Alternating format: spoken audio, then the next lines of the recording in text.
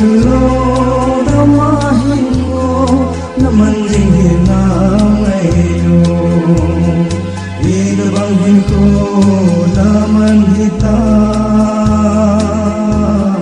dongdon paklau gam nanuntay high school na simulay na lungge nakita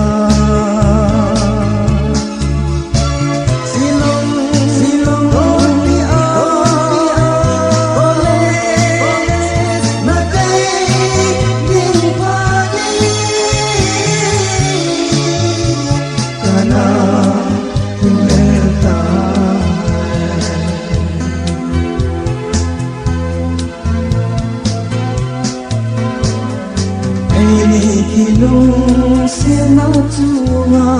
net le neo le hao le vai Ling se pe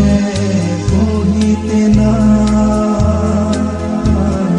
Yan nel kilu koi vahi ka High school na simnai na lungge ke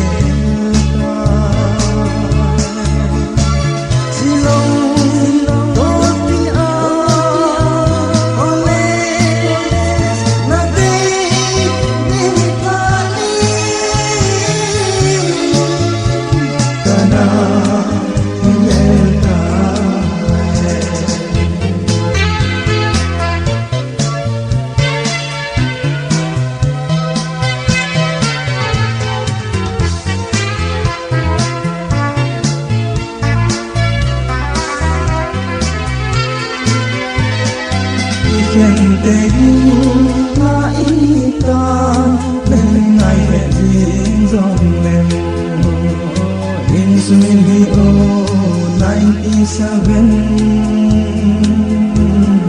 Betsu ngati ni lai